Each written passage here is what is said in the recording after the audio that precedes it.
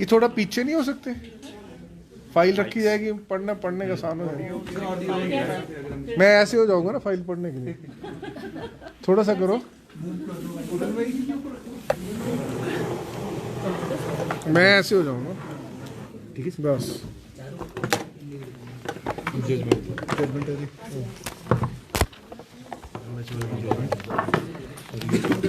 पंचायती राज लो।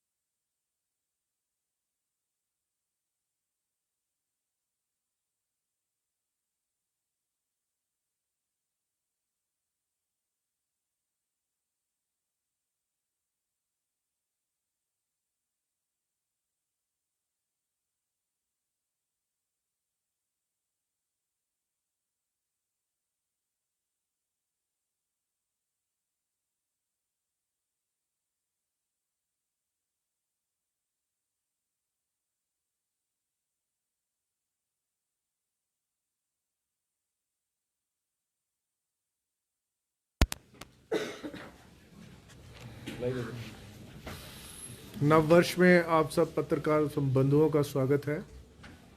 आज उच्च न्यायालय में एक महत्वपूर्ण फैसला पंचायती राज को लेकर आया है। इस फैसले में माननीय उच्च न्यायालय ने आदेश दिए हैं कि 30 अप्रैल तक पंचायती राज संस्थाओं के चुनाव करवाए जाएं, क्योंकि मई से सेंसस का कार्यक्रम शुरू होने वाला है, सेंसस शुरू होने वाला है। और इस पंचायत के इस फैसले के आने के पश्चात जब मैंने सोशल मीडिया पर देखा तो कई जगह ये बोला गया कि सरकार को झटका, कई जगह कई बातें राजनीतिक रूप से पत्रकारों आप लोगों ने एक न्यूज़ चलाई। मैं आपको बताना चाहता हूं कि हमने हाई कोर्ट में सबसे पहले एक एफिडेविट डालकर इस पिटीशन जो PIL की थी, उस पिटीशन के जवाब में यह बताया था कि प्रदेश सरकार कभी भी इलेक्शन, पंचायती राज इलेक्शन कराने से पीछे नहीं हट रही है। ये तथ्य आपके सामने नहीं आए होंगे, लेकिन प्रदेश सरकार ने 31 दिसंबर 2024 से पहले, मैं पिछले वर्ष की बात कर रहा हूँ, 31 दिसंबर 2024 से पहले चुनावी प्रक्रिया का आरंभ कर दिया था। नई पंचायतों का गठन करना, कुछ पंचायतों का रीऑर्गेनाइज करना और कुछ जिला परिषद वार्ड और अन्य वार्ड्स का डिलिमिटेशन करना। ये प्रोसेस हमने पिछले साल 2024 में दिसंबर में शुरू कर दिया था। अगर सरकार की मंशा होती कि चुनाव नहीं कराने हैं तो 31 दिसंबर 2024 से पहले ही ये प्रोसेस शुरू करने की कोई आवश्यकता नहीं थी। उस प्रोसेस में कुछ नए अर्बन बॉडीज़ बनाई गई और 42 ग्राम पंचायत व डिमिनिश्ड, मतलब उनको ख़त्म किया गया। और इसी प्रकार कुछ नई पंचायत बनाई गई, नई पंचायत समितियों को इंक्रीज़ किया गया। उसी दौरान जो हमने अपने रिप्लाई में लिखा है उसकी कॉपी भी मैं आपको दे सकता हूँ। 31 दिसंबर 2024 से 8 जुलाई 2025 के बीच हमने डिलिमिटेशन का प्रोसेस कंप्लीट कर दिया था। और उस प्रोसेस को कंप्लीट करने में जो ऑब्जेक्शन आने थे, सुजेशंस आने थे, जो ग्राम पंचायत के ऑब्जेक्शन आने थे, और जितनी भी और प्रपोजल्स आई थी उन सब को हमने कर लिया था। अब कानूनी प्रावधान है कि जब हम डीलिमिटेशन करते हैं तो डीलिमिटेशन डीसी डिप्टी कमिश्नर्स करते हैं और उनके खिलाफ, उनके आदेश के खिलाफ डिविजनल कमिश्नर की अपील की जाती है। तो एक ऐसी ही अपील, और भी अपीलें हुई और भी कई जगह हुआ, लेकिन एक ऐसी अपील हाई कोर्ट तक पहुंच गई जो डिविजनल कमिश्नर ने फैसला दिया। और डिविजनल कमिश्नर के फैसला देने के पश्चात देवेंद्र नेगी केस में जो हमने 11 फरवरी 2025 को अमेंडमेंट की थी प्रदेश सरकार ने, उस अमेंडमेंट को चुनौती दी अगस्त 2025 में। उस पर फैसला रिजर्व हुआ अक्टूबर 2025 में और फैसला दिसंबर में आया। उस फैसले का एक प्रभाव पड़ा जो आज की जजमेंट में भी माननीय न्यायालय ने लिखा है कि रूल 9(2) जो हमने अमेंड किया था और जिसके साथ ये सारा डीलिमिटेशन प्रोसेस 1 साल के भीतर हमने किया था, वो सारा डीलिमिटेशन प्रोसेस नए सिरे से पुराने रूल के तहत करना पड़ेगा। अब जब न्यायालय का फैसला आ गया तो न्यायालय का फैसला जो देवेंद्र नेगी में आया, और उसकी अभी डेट मेरे पास नहीं है, लेकिन जो न्यायालय का 6 दिसंबर के आसपास वो फैसला आया। जब न्यायालय का फैसला आ गया तो उस फैसले के तुरंत पश्चात 20 दिसंबर 2025 को प्रदेश सरकार ने उस न्यायालय के फैसले को इम्प्लीमेंट करते हुए सभी डीसीज को पत्र लिखे कि आप delimitation of constituencies as per high court judgement करें। In the mean time Himachal high court में जो अर्बन बॉडीज बनाई थी, जैसे बद्दी बनाई थी, नदौन बनाई थी, ज्वालाजी बनाई थी, बलद्वाड़ा बनाई थी, स्वारघाट बनाई थी, ऐसे 10-12 यूएलबीज के ऊना का था, उनके भी केसेस हाई कोर्ट में आ गए। उनके केसेस में भी हमने, प्रदेश सरकार ने बहस की कि जो हमने किया है वो सही किया है, हमने जो बनाई है वो बिल्कुल ठीक बनाई है, पूरी प्रक्रिया का अनुपालन किया है। लेकिन और हमने कहा कि ऑब्जेक्शन, क्योंकि स्टेट गवर्नमेंट ने सुनने हैं, तो हमने वो ऑब्जेक्शन भी सुने और कैबिनेट तक वो ऑब्जेक्शन गए लोगों के। उसके पश्चात वो यूएलबीज नोटिफाई की गई हैं। लेकिन उच्च न्यायालय ने उन मामलों में भी हमारी बात नहीं मानी और जितनी भी यूएलबीज थी, हमने कैबिनेट मेमोरेंडम तक हाई कोर्ट में पेश किया, लेकिन जितनी भी यूएलबीज थी वो सारी यूएलबीज को उन्होंने रद्द कर दिया और एक टाइम लिमिटेशन फिक्स कर दी कि आप इस समय के अंदर अंदर दोबारा से यूएलबीज का गठन करोगे। यूएलबीज मतलब अर्बन, लोकल अर्बन बॉडीज। उसके पश्चात अब हमारे समक्ष एक चुनौती थी कि डीलिमिटेशन जो 1 साल हमने दिसंबर 24 से जुलाई 25 तक सब कुछ कर दिया था, वो सब वाइप आउट हो गया, वो सब नलीफाइड हो गया। उसी प्रकार जो हमने जुलाई 25 तक जितनी भी यूएलबीज प्रदेश सरकार ने बना दी थी वो भी दोबारा से, उनमें से कुछ को दोबारा से बनाना था। तो चुनौती क्या थी? चुनौती ये थी, जैसे बद्दी म्युनिसिपल कॉरपोरेशन में कुछ ग्राम पंचायत जोड़ी गई, नदौन म्युनिसिपल काउंसिल में कुछ ग्राम पंचायत जोड़ी गई, ऊना म्युनिसिपल कॉरपोरेशन को अपग्रेड किया, कुछ ग्राम पंचायत का एरिया जोड़ा गया, कुछ बाहर किया गया। अब उन सब के मद्देनजर जब वो सब रद्द हो गया तो दोबारा से नया डिलिमिटेशन होना, या तो वो ग्राम पंचायत पुनः ग्राम पंचायत बन गई, तो वो ग्राम पंचायत किसी जिला परिषद का हिस्सा बननी थी, किसी पंचायत समिति का हिस्सा बननी थी। अगर वो नहीं होता तो वो ग्राम पंचायत जो थी वो सारी यूएलबीज का हिस्सा रहनी थी। अब वो भी प्रोसेस हमने इमीडिएटली शुरू कर दिया और 10 जनवरी तक हमारे जो डायरेक्टर अर्बन है, जो उच्च न्यायालय का ऑर्डर है, वो उनको जल्द से जल्द ऑब्जेक्शन को सुन रहे हैं और उन ऑब्जेक्शन को सुनकर ख़त्म करने की प्रक्रिया भी चली रही। तो मैं ये बताना चाहता हूँ कि सरकार की ये मंशा कभी नहीं रही कि चुनाव टाले जाएं। चुनाव की प्रक्रिया दिसंबर 24 में शुरू कर दी गई थी। इलेक्शन कमीशन भी इस बात को जवाब दे सकता है। जुलाई 25 तक हमने सारी डिलिमिटेशन प्रोसेस पूरा कर दिया था। अगर ये कानूनी अड़चनें ना आती तो हो सकता था चुनाव अभी आज 10-15 जनवरी तक चुनाव हो जाते, लेकिन जब कानूनी अड़चनें आ गई और जो 1 साल में सरकार द्वारा किए गई मेहनत थी वो सारी बर्बाद हो गई, तो पुनः उस प्रक्रिया को हमें करना था। तो जब ये पिटीशन उच्च न्यायालय में दायर की तो हमने उसमें जवाब में एक शेड्यूल बना के दिया कि और हमने न्यायालय को बताया, और वो शेड्यूल इस जजमेंट में भी कोट किया गया है कि हमें मिनिमम समय चाहिए, कम से कम। अगर हमें डीलिमिटेशन के लिए लेटर हम लिख चुके हैं, इस पिटीशन के होने से पहले ही लिख चुके हैं, उसके पश्चात जो डीसीज को इस काम के लिए समय चाहिए था वो 10 जनवरी 2026 तक का चाहिए था। हमने न्यायालय को बताया कि 10 जनवरी 2026 तक period required for publication of delimitation proposals, तो प्रपोजल छापने थे। उसके बाद ऑब्जेक्शन देने का एक स्टैट्यूटरी रूल में लिखा है कि आपको 7 दिन के अंदर उन लोगों को ऑब्जेक्शन देने का अधिकार है। वो ऑब्जेक्शन देने का समय था 17 जनवरी 2026 तक है। पीरियड रिक्वायर्ड फॉर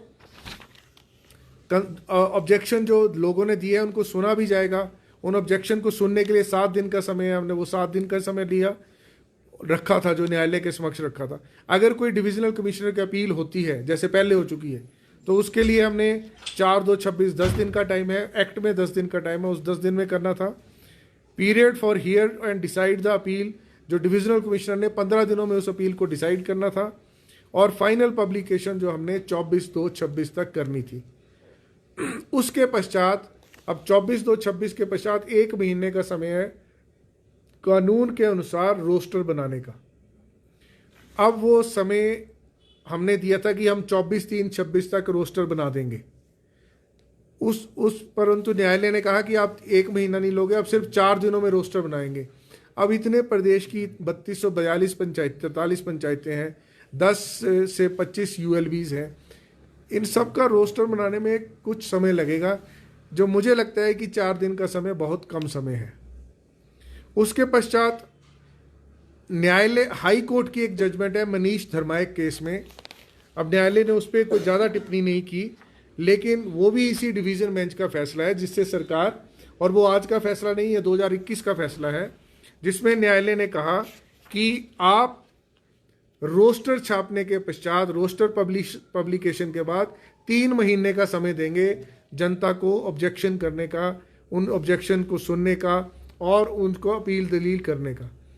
क्योंकि हमने ये 3 महीने का समय जुलाई से लेकर अगस्त में हमने रोस्टर छापना था, तो सितंबर, अक्टूबर, नवंबर 3 महीने का समय रखा था सरकार ने पिछले शेड्यूल में।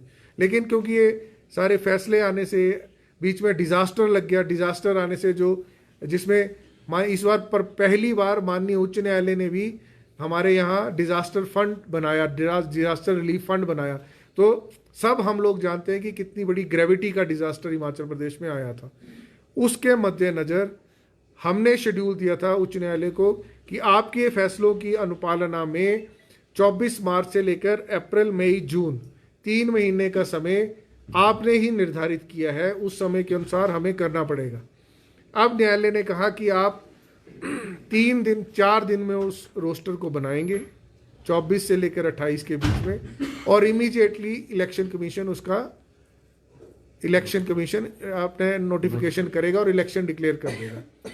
अब अगर 4 दिन में तो कोई भी आदमी जो जनमानस है वो ना ऑब्जेक्शन कर पाएगा, ना वो कानून की प्रावधानों का अनुपालन हो पाएगा, जिन प्रावधानों के अनुसार स्टैट्यूटरी पीरियड प्रोवाइड किया गया है अपील का। परंतु अब इस फैसले के अनुसार हम लोग अपनी जो पुरानी कार्रवाई है वो तो हमारी चली हुई है, प्रदेश सरकार की जो शेड्यूल हमने दिया था उस शेड्यूल को हम स्ट्रिक्टली अडेयर कर रहे हैं। और उसके पश्चात अब 30 अप्रैल तक हमें इन चुनावों को संपूर्ण करना है। तो वो न्यायालय का आज फैसला है। मैं न्यायालय के फैसले में ये भी देख रहा था कि जो डिजास्टर मैनेजमेंट एक्ट को लेकर उन्होंने टिप्पणी दी है न्यायालय ने, उसमें उन्होंने कहा है कि ये कॉन्स्टिट्यूशनल मैंडेट है कि इलेक्शन होने चाहिए। साथ ही न्यायालय ने यह भी कहा है कि ये कॉन्स्टिट्यूशनल मैंडेट है कि चुनाव जो है अगर 5 साल पर नहीं होते हैं तो अगले 6 महीनों में कराए जाने आवश्यक है। ये पंचायती राज एक्ट का प्रावधान है और उस प्रावधान के अनुसार चुनाव हमने प्रक्रिया जारी रखी है। लेकिन न्यायालय ने एक टिप्पणी की है कि जो डिजास्टर मैनेजमेंट एक्ट है और जो स्टेट इलेक्शन कमीशन है, स्टेट इलेक्शन कमीशन एक कॉन्स्टिट्यूशनल अथॉरिटी है और डिजास्टर मैनेजमेंट एक स्टैट्यूटरी अथॉरिटी है, तो उसमें डिजास्टर मैनेजमेंट को रास्ता देना होगा इलेक्शन कमीशन के ऑर्डर्स को। मैं इस तर्क से सहमत नहीं हूं। मेरा ये मानना है कि और किशन सिंह तोमर जिस जजमेंट पे हम बस दोनों पक्ष रिलाई कर रहे थे, उस जजमेंट में भी लिखा है कि अगर कोई नेचुरल क्लेमिटी है उस वजह से चुनाव नहीं हो पाते हैं तो वो जायज़ बात है, और वो अगर ऐसा कुछ संभव है तो ये जायज़ है। और पूरा प्रदेश जानता है, पूरा देश जानता है, इवन माननीय प्रधानमंत्री भी जब यहाँ आए वो भी 1500 करोड़ रुपए की घोषणा करके गए। तो वो सब लोग जानते हैं कि यहाँ एक बहुत बड़े स्तर पर डिजास्टर हुआ है। बहुत, जो हमने लिखा था कि 198 लोग अपनी जान गंवा चुके इस डिजास्टर में। न्यायालय को बताया कि 5000 करोड़ रुपए से ज़्यादा की प्रॉपर्टी का नुकसान हो चुका है। बहुत से घर बह गए हैं, या कुछ तो गांव ही ऐसे हैं जो गांव ही सरक गए हैं, जिन गांव में लोग रह ही नहीं रहे हैं। उस वक्त इलेक्शन कमीशन अक्टूबर और सितंबर के महीने में प्रदेश सरकार के डिप्टी कमिश्नर्स को आदेश दे रहा था कि आप जाओ और रोस्टर का काम करो, इलेक्शन का डब्बे इकट्ठे करने का काम करो। तो वो एक समय था जब डिजास्टर चल रहा था। डीसीज किसी भी प्रकार से, उस वक्त जान बचाना सबसे जरूरी था कि चुनाव करवाना सबसे जरूरी था। मेरा ये मानना है कि हम हैं, हिमाचल वासी हैं, हिमाचल के नागरिक रहेंगे तब तो चुनाव होंगे। अगर नागरिक ही नहीं रहेंगे और नागरिक इस दिशा में थे कि वो सारे डिजास्टर को फेस कर रहे थे, तो चुनाव किसके लिए? परंतु चुनाव कमीशन, चुनाव आयोग इसमें सेंसिटिव नहीं था उस वक्त। इस वजह से डिजास्टर मैनेजमेंट एक्ट में 8/10/2025 को ये नोटिफिकेशन, तब अथॉरिटी ने फैसला लिया कि इन सर्कमस्टांसिस में जब इस वक्त डीसीज, स्टाफ और सब लोगों की मदद करनी है, जानें बचानी है, हिमाचल वासियों की मदद करनी है, उस स्थिति में अगर इलेक्शन कमीशन चुनाव करवाना चाह रहा है तो ये दुर्भाग्यपूर्ण स्थिति थी। उस वक्त ये डिजास्टर मैनेजमेंट एक्ट में फैसला लिया गया। उस संदर्भ में न्यायालय ने कोई टिप्पणी नहीं की है, ये मेरा कहना है इस मामले में। तो यहाँ तक ये फैसला हो चुका है, और इस फैसले के मद्देनज़र मैं आपको जो बातें कही हैं कि हम, ना तो प्रदेश सरकार ने कभी हमें कहा कि आप चुनाव डिले होना है, और ना ही प्रदेश सरकार की कभी मंशा रही है। तथ्यों के आधार पर हम बात कर रहे हैं। इसलिए जो न्यूज़ चलाई जा रही है कि झटका है, ऐसा कुछ भी नहीं है। हम लोग प्रदेश सरकार चुनाव कराने के लिए प्रक्रिया को पूर्ण रूप से जारी रखे हुए थी। यह मैं आपसे कहना चाहता हूँ। सर, क्या आप सुप्रीम कोर्ट जाने वाले हैं हाई कोर्ट के डिसीजन के खिलाफ? क्या आप आगामी जो है इस दिशा में कदम? जैसा आपने खुद कहा और मुख्यमंत्री ने भी कहा है कि we don't want to delay the election, लेकिन प्रोसेस में टाइम लगना है। एट द सेम टाइम जो कॉन्ट्रडिक्शन भी है, सुप्रीम हाई कोर्ट ने जो बोला है कि जो डिजास्टर मैनेजमेंट एक्ट है वो कॉन्स्टिट्यूशन से ऊपर नहीं है। तो are you looking forward to challenge it, या फिर कुछ और समय मांगेंगे? क्या next step, because order has been pronounced? हाँ, ऑर्डर तो अभी आ गया है। अब आपका सवाल अभी प्री मैच्योर है, क्योंकि अभी हम कोर्ट से निकले हैं। अभी तो हमारी सरकारी अथॉरिटी से कोई बात भी नहीं हुई है इस मामले में, और मैंने ये भी बयान नहीं देखा कि माननीय मुख्यमंत्री जी ने क्या कहा है, क्योंकि हम लोग अभी, मैं आपके सामने ही कचहरी से निकल के आया हूँ। तो इस वक्त ये इस प्रश्न का उत्तर देना अभी ये संभव नहीं है। जब इस पर चर्चा होगी, इस जजमेंट का अध्ययन किया जाएगा, अध्ययन के पश्चात पुनः अध्ययन किया जाएगा, उसके पश्चात ये निर्धारित किया जाएगा कि क्या कुछ पहलुओं को जो हमें लगते हैं प्रथम दृष्टया, अभी पता नहीं कि क्या होगा। जैसे मैंने कहा कि डिजास्टर मैनेजमेंट एक्ट और state election commission authority, state election commission एक अथॉरिटी है under the constitution to superintend and control the election, but at the same time इनको वो election statutory Panchayati Raj act के अधिनियम के तहत करवाने हैं, एक स्टैच्यूट के तहत करवाने हैं।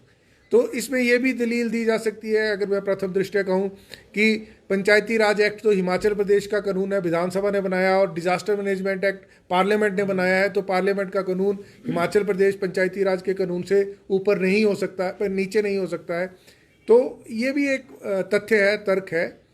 लेकिन ये तर्क वितर्क हमने, क्योंकि न्यायालय में जब आर्ग्यूमेंट्स हो रहे थे तो इशू ये था कि सरकार चुनाव कराना चाहती है, शेड्यूल आपके समक्ष रख दिया है, आपके फैसले, आपके उन फैसलों के मद्देनज़र हम हाई कोर्ट के भी फैसलों को मानेंगे, हम चुनाव आयोग के भी डायरेक्शन को मानेंगे।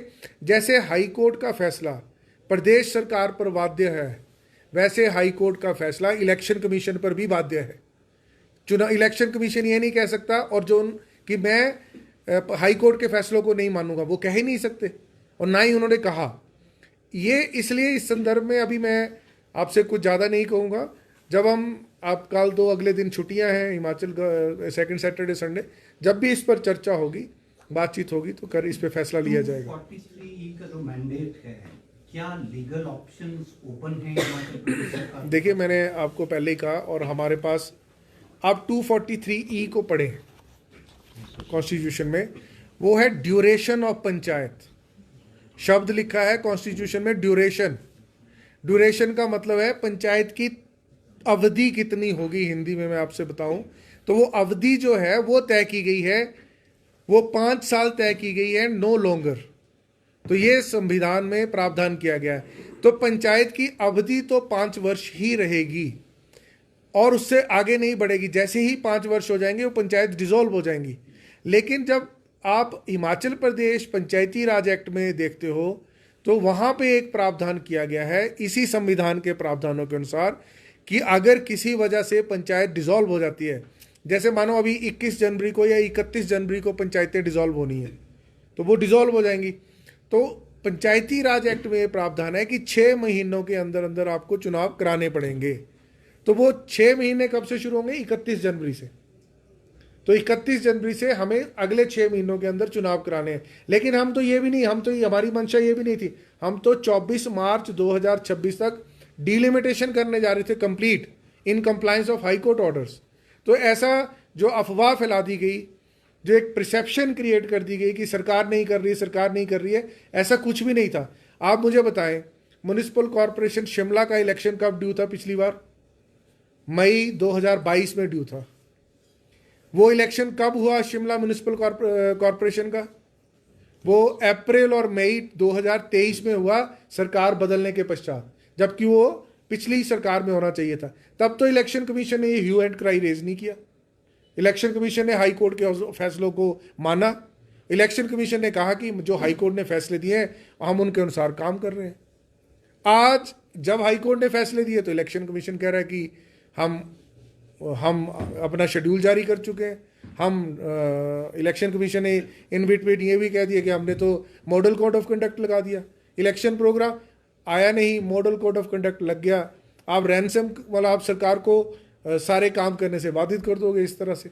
ये एक, और इसी संदर्भ में हाई कोर्ट ने एक बहुत अच्छी टिप्पणी की है और मैं उस टिप्पणी का स्वागत करता हूं कि सभी संस्थानों को, समाज के, हिमाचल सरकार के या कॉन्स्टिट्यूशन के सभी अंगों को मिल बैठकर, इकट्ठे मिलकर समाज हित में कार्य करना चाहिए। उन्होंने चुनाव आयोग को बड़ा भाई कह के पुकार दिया और प्रदेश सरकार के बाकी अंगों को कहा कि सबको मिलजुल के काम करना चाहिए। ये एक स्वागत योग्य टिप्पणी है। जिस प्रकार यूनिलेटरली इलेक्शन कमीशन डिजास्टर के मद्देनजर नोटिफिकेशन पर नोटिफिकेशन डिक्लेयर कर रहा था और यहाँ तक कि मॉडल कोड ऑफ कंडक्ट लगा दिया without issuing the election program, तो वो सारी बातों को मद्देनजर ये टिप्पणी आई है उच्च न्यायालय की और ये स्वागत योग्य टिप्पणी है और ऐसा ही होना चाहिए। अगर कोई भी अंग कॉन्स्टिट्यूशन से ऊपर नहीं है, सबको अपनी ड्यूटीज का निर्वहन करना है, ना कि अपनी ईगोज का वाहन करना है। अंडरस्टैंडिंग इन ब्रीफ, जो 2 चीजें आपने साइट की, हिमाचल प्रदेश पंचायती राज एक्ट और 243E, you have legal option because you were not heard. So No, that is we were heard. We were heard at length. On these lines, Everything. We argued for 2 days in the court, and it is not a question that we were not heard. We are saying interpretation by the High Court may be not acceptable to the parties to the list, and that is every time in a case it happens. That therefore there is a provision of appeal to the Supreme Court. There is a provision to the appeal to the high courts because those orders are not acceptable to the one of the party. But that decision is to be taken by the clients. My client is the state government. The state government will take a call upon it. I'll render advice to them and thereafter everything will be follow. Senior counsel Shravan Dogra ने जो बहस की इस मुद्दे जी, मैं 3 दिन court में था, 2, 6 और 7। उन्होंने जो इलेक्शन कमीशन के रोल पे जो है ज़्यादा फोकस किया है, डिजास्टर एक्ट वाला जो आप पाठ कर रहे हैं उस पे उन्होंने ज़्यादा फोकस नहीं किया और वो इलेक्शन कमीशन पे रोल पे ये कह रहे थे कि इलेक्शन कमीशन का रोल जो है डिलिमिटेशन और जो मतदाता सूचियाँ हैं उसके बाद जो है आरंभ होता है। वो एक लिम्ब ऑफ आर्गुमेंट था। आप उस वक्त बैठे होंगे जब वो पंचायती राज इलेक्शन रूल्स के चैप्टर 1, 2, 3 और 4 और 5 को पढ़ रहे थे। वो एक लिम्ब ऑफ आर्गूमेंट था। आपके पास में हमारे पास रिप्लाई पड़ा है जो हमने डाला है। फर्स्ट लिम्ब ऑफ आर्गूमेंट था डिजास्टर मैनेजमेंट एक्ट में नोटिफिकेशन क्यों की गई, क्योंकि लगातार इलेक्शन कमीशन दबाव बना रहा था कि इस स्थिति में होते हुए मुझे चुनाव करवाने हैं। वो हमारा फर्स्ट था। सेकंड हमारा आर्गूमेंट था जो आप कह रहे हैं कि रोस्टर बनाना, डिलिमिटेशन करना वो हिमाचल प्रदेश सरकार और डिप्टी कमिश्नर्स का दायित्व है। तो उसके लिए जो एक्ट में जो हमने प्रावधान किए हैं उन्हीं प्रावधान के अनुसार हम कार्य कर रहे हैं। और हमने न्यायालय को ये बता दिया था कि हमने ये कार्रवाई पूरी कर दी थी, लेकिन क्योंकि जिस रूल के तहत वो कार्रवाई की वो रूल रद्द हो गया, तो हमें वो पुनः नई कार्रवाई करने की पूरा प्रदेश में वो नई कार्रवाई करनी पड़ रही है। न्यायालय ने एक जगह टिप्पणी की है कि कुछ ही यूएलबीज है 1-2 जिलों में, पर वो शायद इस फैक्ट को छोड़ गए क्योंकि वो 1-2 जिलों की बात नहीं है। ऑलमोस्ट 10 यूएलबीज को हाई कोर्ट में चैलेंज किया था। उसमें मंडी की धर्मपुर थी, स्वारघाट थी, नदौन थी, ज्वालामुखी थी, बद्दी थी, ऊना था, और इस प्रकार कांगड़ा की 2 थी, ज्वाली नहीं, ये नगरोटा सूरियाँ थी, हमीरपुर थी। ये सारे के सारे जिले इससे इफेक्ट हो रहे थे। अब जिला परिषद एक वार्ड इफेक्ट होने से सारे पूरे जिले का जिला परिषद वार्ड इफेक्ट हो जाएगा, क्योंकि एक वार्ड से लोगों को निकालोगे तो कहाँ डालोगे, किसी दूसरे वार्ड में, दूसरे में ज़्यादा हो जाएंगे तो तीसरे में। तो ये सारा प्रक्रिया जो है नए सिरे से प्रदेश सरकार को करनी पड़ी। हम न्यायालय को ये कह रहे थे कि आपके फैसलों का भी सम्मान कर रहे हैं और हम अपनी प्रक्रिया को तेजी से आगे बढ़ा रहे हैं। उसमें न्यायालय ने हमारे एक पीरियड कट शॉर्ट कर दिया। जो रिजर्वेशन रोस्टर हमें 1 महीने बनाने का समय है कानून में, उसको उन्होंने हमें 4 दिन दिए, और उसके बाद लोगों को कोई उसमें ऑब्जेक्शन नहीं दे सकते हैं, क्योंकि 4 दिन के बाद इमीडिएटली इलेक्शन कमीशन अपना प्रोग्राम डिक्लेयर कर देगा।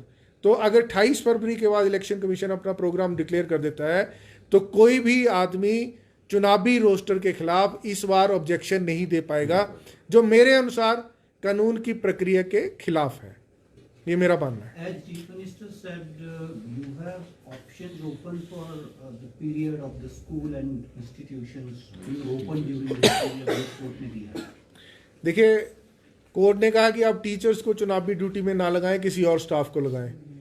आज तक इतनी बड़ी पंचायत, हर गांव में पहुंचने के लिए 3243 पंचायत में 10 से 20 कर्मचारी लगाने पड़ते हैं एक पंचायत में, और फिर वो पोलिंग स्टेशन में अलग, काउंटिंग स्टेशन में अलग, और पंचायत समिति में अलग, जिला परिषद में अलग। तो इस तरह से कम 1-1.25 लाख एम्प्लॉय लगेगा। तो हम कहाँ से लाएंगे? अब टीचर्स को आप इग्नोर नहीं कर सकते हैं, पॉसिबल ही नहीं है कि आप टीचर्स को इग्नोर करके चुनाव करवा पाएँ। हमने एक रिक्वेस्ट की थी, न्यायालय को एक दलील दी थी कि जो सेंसस एक्ट है वो ये प्रावधान करता है कि अगर सेंसस के लिए आप किसी भी प्राइवेट इस्टेब्लिशमेंट से कोई भी लोग ले सकते हैं, उनको ड्यूटी पे लगा सकते हैं, और जिसको आप डिक्लेयर करेंगे कि ये सेंसस की ड्यूटी देगा, चाहे वो कंपनी में कर रहे काम, चाहे आप पत्रकार हैं, आप में से भी कुछ लोगों को सरकार लगा सकती है, और उनमें आपको डिक्लेयर करेंगे कि ये सेंसस ड्यूटी दे रहे हैं, तो आप सबको लिया जा सकता है। लेकिन चुनावी प्रक्रिया में ऐसा किया नहीं जा सकता। तो ये भी एक तथ्य है जिसके ऊपर गंभीरता से विचार करना होगा। Teachers are the backbone of conducting elections. बिना टीचर्स के चुनाव होना असंभव है। Thank you very much.